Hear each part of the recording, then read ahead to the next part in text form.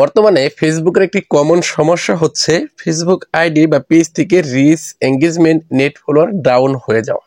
সুপ্রিয় দর্শক, আপনার ফেসবুক পেজ বা আইডি থেকে যদি reach engagement net follower down হয়ে যায় অথবা আমার এই যে এইটার মতো যদি লাল হয়ে যায়, তাহলে আপনার ফেসবুক আইডি বা পেজ থেকে ভিডিও ভাইরাল হবে কিনা এই বিষয় নিয়ে অনেকেরই মন্তব্য রয়েছেন। আবার অনেকেই জানতে চেয়েছেন যে এই রিচ এঙ্গেজমেন্ট কেন ডাউন হয়ে যায়। ফেসবুক পেজ বা আইডির রিচ এঙ্গেজমেন্ট ডাউন হয়ে যাওয়া কি কোনো সমস্যা, বা এইটা থেকে কিভাবে আপনি বাঁচতে পারেন যেন আপনার ফেসবুক পেজের রিচ এঙ্গেজমেন্ট ডাউন না হয়ে যায়, এমন কোনো সেটিংস আছে কিনা, বা এটা থেকে আপনি কিভাবে বাঁচতে পারেন, বা এই যে রিচ এঙ্গেজমেন্ট ডাউন হয়ে গেলে সেটা আবার কিভাবে রাতারাতি বাড়িয়ে নিতে পারেন, এই সমস্ত বিষয় নিয়ে আজকের ভিডিওটি খুবই গুরুত্বপূর্ণ হতে চলেছে। শেয়ার দিয়ে আপনার টাইমলাইনে রেখে দিতে পারেন, পরবর্তীতে কাজে আসতে পারে। এরকম টিপস ভিডিওগুলি নিয়মিত দেখতে আমাদের ইউটিউব চ্যানেল এবং ফেসবুক থেকে দেখে থাকলে পেজটি ফলো করে সাথেই থাকুন, আপনাদেরই অনেক কাজে দিবে। সুপ্রিয় দর্শক, তাহলে চলুন কথা না বাড়িয়ে শুরু করা যাক আজকের ইন্টারেস্টিং ভিডিওটি। শুরুতেই আপনার ফোন থেকে ফেসবুকের অফিসিয়াল অ্যাপটুকু ওপেন করে নেবেন। তো আমি এখান থেকে ওপেন করে নিয়েছি। এখান থেকে আমার প্রোফাইল ছবি রয়েছে, আমি প্রোফাইল ছবির উপরে ট্যাপ করব। ট্যাপ করার পর এখান থেকে আমরা দেখতে পারবো প্রফেশনাল ড্যাশবোর্ড। আমি যদি এটার উপরে ট্যাপ করি তাহলে দেখেন আমার এই ফেসবুক পেজে কিন্তু কালকেও অর্থাৎ গত একদিন আগেও রিচ এঙ্গেজমেন্ট সবকিছু ডাউন হয়ে গেছিল। পরবর্তীতে কিন্তু আমি অলরেডি দেখেন আমার এই যে 3 সেকেন্ড ভিডিও ভিউজ এখানে 18% বাড়িয়ে নিয়েছি, অর্থাৎ এখানে আমার এগুলি সবগুলি গ্রিন হয়ে গেছে। শুধুমাত্র এই যে এখান থেকে আমার যে রিচ রয়েছে এই রিচটা কিন্তু মাত্র 2% মাইনাসে রয়েছে, অর্থাৎ লাল হয়ে গেছে। এখন এটা আমি কিভাবে বাড়িয়ে নিতে পারবো? তো আমি কিভাবে রিচ এঙ্গেজমেন্ট নেট ফলোয়ার বাড়িয়ে নিছি এটা আমি আপনাদেরকে একটু পরেই বলে দিচ্ছি। এর আগে আমি আপনাদেরকে একটা সেটিংস বন্ধ দেখাতে চাই। সুপ্রিয় দর্শক, ওই সেটিংসটা বন্ধ করা প্রত্যেকটা ফেসবুক পেজ বা আইডি ইউজকারীর জন্য খুবই জরুরি। কেননা আপনি যদি ফেসবুকে কন্টেন্ট ক্রিয়েশন করেন তাহলে আপনার জন্য সেটিংসটা বন্ধ করা জরুরি। তো কিভাবে বন্ধ করবেন চলুন দেখিয়ে দিচ্ছি। এই যে 3 লাইন মেনু রয়েছে এখানে ক্লিক করবেন। এবার উপর দিকে দেখুন এখানে সেটিংসের আইকন রয়েছে, এই সেটিংসের আইকনের উপর ট্যাপ করবেন। সেটিংসের আইকনের উপর ট্যাপ করার পর স্ক্রল ডাউন করে নিচের দিকে চলে আসবেন। অবশ্যই আপনার ফেসবুক আইডি থেকে সেটিংসটা বন্ধ করবেন। যারা ফেসবুক পেজ ব্যবহার করেন অথবা যারা ফেসবুক আইডি ব্যবহার করেন, যে যেখানে কাজ করেন না কেন, আপনার ফেসবুকের যে অ্যাডমিন আইডি রয়েছে সেই অ্যাডমিন আইডি থেকে এই সেটিংসটা বন্ধ করতে হবে, না হলে কিন্তু কাজ করবে না। ওকে, তো এখানে চলে আসার পর এখন স্ক্রল ডাউন করে নিচের দিকে চলে আসলে দেখতে পারবেন মিডিয়া নামে একটা অপশন রয়েছে। এই মিডিয়ার উপর একবার ট্যাপ করবেন। মিডিয়ার উপরে ট্যাপ করার পর এখান থেকে স্ক্রল ডাউন করে নিচের দিকে চলে আসলে এখানে দেখতে পারবেন আপনারা অটো প্লে নামে একটা অপশন রয়েছে। তো আমি কিন্তু সেটিংসটা অলরেডি বন্ধ করে রেখেছি, কারণ আমি যেহেতু আপনাদেরকে দেখাচ্ছি আমি তো এই সেটিংসটা চালু করে রাখতে পারি না। তো আপনাদের নর্মালি এখানে দেওয়া থাকবে on mobile and data wifi. আপনার কাজ হচ্ছে এখানে যে সেটিংসটি দেওয়া থাক আপনি এখানে করবেন কি নেভার অটো প্লে ভিডিও নামে যে অপশনটা রয়েছে এটার উপরে টিকমার্ক করে দিয়ে সেটিংসটা বন্ধ করে দিবেন। এবার চলুন এই সেটিংসটা বন্ধ না করলে কি অসুবিধা।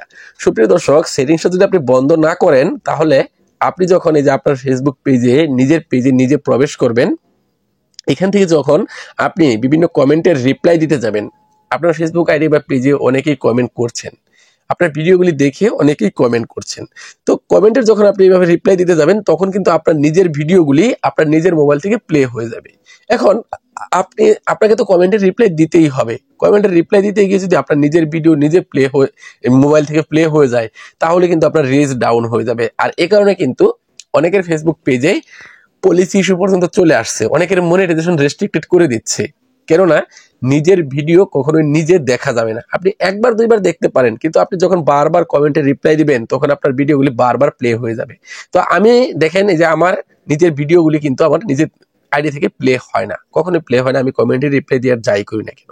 তো এইটা হচ্ছে রিচ ডাউন হয়ে যাওয়ার অন্যতম কারণ, বা এই যে নিজের ভিডিও নিজে দেখলে আমি যে সমস্যাগুলির কথা বললাম এই সমস্যাগুলি হতে পারে, এমনকি এই কারণে আপনার পেজের ভিডিও ভাইরাল নাও হতে পারে। তো এখন কথা হলো এটা তো আমরা বন্ধ করে দিলাম, এখন এই যে রিচ এঙ্গেজমেন্ট ডাউন হয়ে গেলে এটা কিভাবে বাড়িয়ে নেবেন বা এটা কেন ডাউন হয়।